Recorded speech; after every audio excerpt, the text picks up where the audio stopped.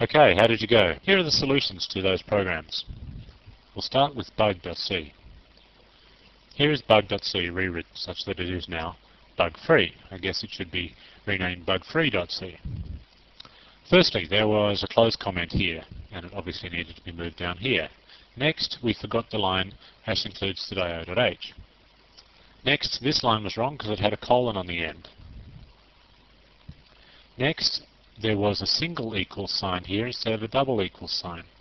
We'll have a talk about in a moment as to what that causes the program to do. Clearly it's not going to work. There was a semicolon on the end of that line, which I'm sure many of you had trouble with. There was no semicolon on the end of that line. There was a \m here instead of a \n, and the word otherwise was used here instead of the word else. What else? I think there was another \m here. This was f_flush_stdio instead of s_flush_stdin, and we had the word char inside the brackets there. Finally, there was a round bracket on the end of main instead of a curly bracket. If you got the program working and it worked as you expect, then you probably got rid of all those bugs. You may not have gotten rid of the one here, the equals equals versus the singles equals. Okay, the third exercise that I posed to you actually talks quite considerably about this, so I'll leave the discussion about that particular point until then. Next, let's have a look at the other problem, the second exercise. Okay, this particular file is called agesolon.c or agesolution.c, and the task is to determine if you are the chosen one. Now, there's really only one juicy line of code in this entire program, and it's this line right here. It's the rather sophisticated if statement. We're doing a string compare to see if your name is Bruce. If it equals 0, then your name is Bruce, so that's good. Finally, we're saying, well, your name, it's not just enough to be called Bruce, you also have to be not a teenager. So let's have a look and see if that is the situation that we're coding for. Okay, now clearly the highlighted code represents an age that is not a teenager. If you're less than 13 or older than 19, you're not a teenager. Notice I used the word or there, or older than 19. That's the or right there. Okay. Now, what many of you might have forgotten to do is surround that extra code in brackets. You may have simply said, if your name is Bruce, essentially, and your age is less than 13 or your age is greater than 19, and suggested that that might solve the problem. That might be the solution to the program, and it's not. It's almost right, but it's not. Can you think why not? Well, I'm sure the ones of you that have solved this problem correctly by putting the brackets around will have the correct idea about this. If you don't believe that that doesn't work, let's compile it and test it and check it. First we compile it. Okay, it compiles. Please enter your age. Alright, I'm going to try an age like this, 60. Okay, that's not a teenager, so that might be the chosen one. But let's do the age, the name as well. So let's call Tom. Oh, you are the chosen one, and your name is Tom, and you're 60. Now how can that be the case? Let's have a look. There's the line of code there. We printed out this line with Tom and 60. So let's go through it and see if we can figure it out. Okay, first of all, did this evaluate to a true?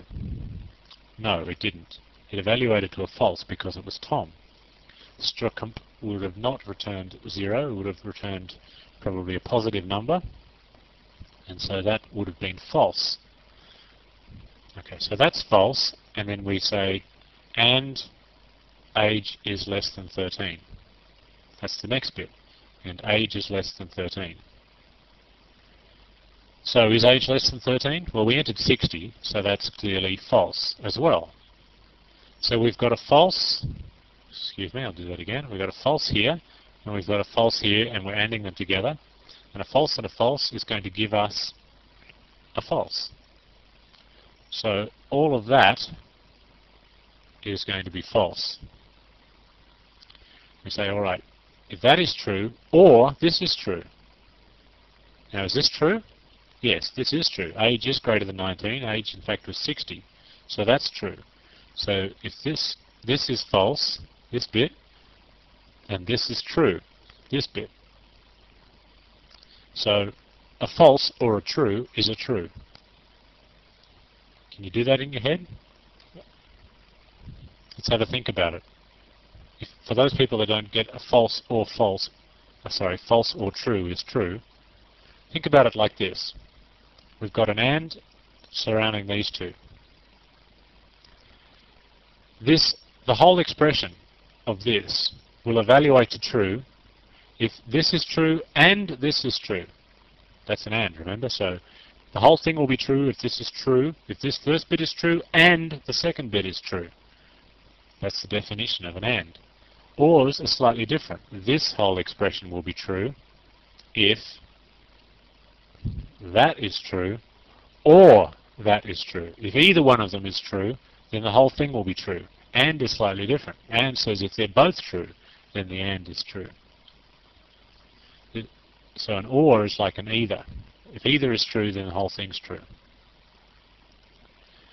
So we're evaluating this whole thing left to right. First we evaluate this, then we AND it with this, then we take the result of all of that and we OR it with this. And the result ends up being true simply because this last bit was true. Age was 60. Now, if I do it slightly differently, if I do it the correct way, put the brackets back. Now, remember I said everything in brackets gets evaluated first, no matter what. That's the precedence rules. Brackets always get evaluated first. So, now we have to evaluate this first. So, is age 13? Is age less than 13? No, that's false. Is age greater than 19? Yes, that's true. So it's a false or a true. If either one of them's true, then OR must be true. So that's true. The whole thing is true. So this last bit is a true. How about this first bit? Well, we worked out that if we enter Tom, then that's going to be false. So we've got a false and a true, and false and, well, remember with and says that they must both be true for the whole thing to be true. But this first bit was false. So then the whole thing must be false, and you're not special. The whole if would be false if this bit was false. And so we'd end up going down into the not special part. Now I know that was quite convoluted, but that's the nature of logic statements. We've got ifs that contain ands and ors and brackets and what gets evaluated first, and two wrongs make a right and two ands make an or and all that stuff, and it gets very complex. It does. You've really got to have your head screwed on. If you don't like doing this in your head, get out a piece of paper and do it like that. The main thing to remember is that when you're using an and, then both expressions must be true for the whole thing to be true. When you're using an or, then either expression must be true for the whole thing to be true. And as I said, the other thing we need to remember is that brackets get evaluated first. But that's the precedence rules right back when we talked about arithmetic operators. It applies to relational operators as well. Okay, so that is the solution to this program, and it works fine. Finally, let's look at question 3.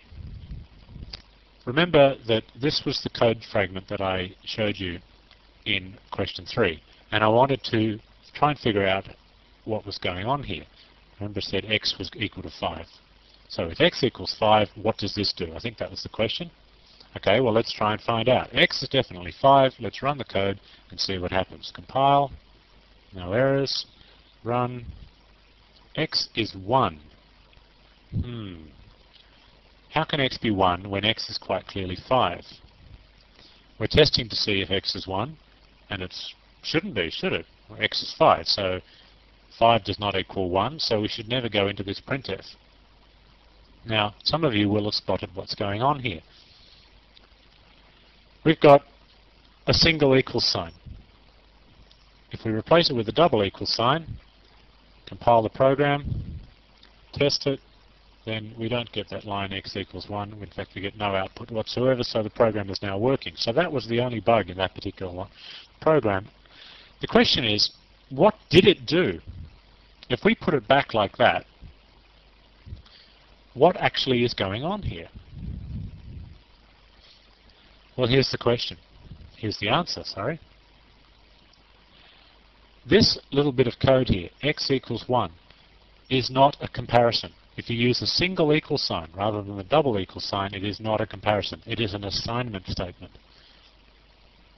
It is an assignment statement. It really, really is. Just like this one. That's an assignment. We're assigning 5 to x. Well, here we're assigning 1 to x. We are. We really are. So it's actually, this 5 here is completely ignored because the very first thing we do is we assign 1 to x. So x has the value of 1. It does, immediately. That's all that line does. Well, that's all that expression does. It's not really an expression, it's an assignment statement. It assigns 1 to x. And then the if statement looks at the result. It looks at the value in x. It basically says if x. In fact, that's pretty much what's happening, like that, if x. In fact, this whole bit of code could be rewritten like this, x equals 1, like that. That's the equivalent to what's really going on, except we're not doing it like that, we're actually putting it all in the same if statement. We're doing that. But if it did just do if x, now what would x equal? X equals 1, and 1 is non-zero, therefore 1 is true. Therefore it is always going to do this printf statement, because 1 is always true. It would even work if you did this, if x equals 10, because 10, if you think about it a little bit more, x equals 10. Again, we're not doing a comparison, we're just simply assigning 10 to x, and then we're saying, essentially, if x. If x what? Well, if x. X is an integer expression which must evaluate to either true or false. In this case, it's 10. So is 10 true or is 10 false? Well, 10 is non-zero, so 10 must be true, because only 0 can be false. So again, it would print out x is 1, even though x is 10, even though it looks like x is 5. This is an extremely confusing bit of code. Well, if you were to come along and read this and try and debug it, you might get a little bit lost. You might be a little bit confused as to what the program was trying to do in the first place, because it looks like it says, right, okay, assign 5 to x, then test whether x equals 10, and if it does, output x equals 1. It would be most bizarre. That would be a little bit more obvious, and that would be the most obvious, because that would actually be correct. And in that case, the program would work. I hope that is able to be understood.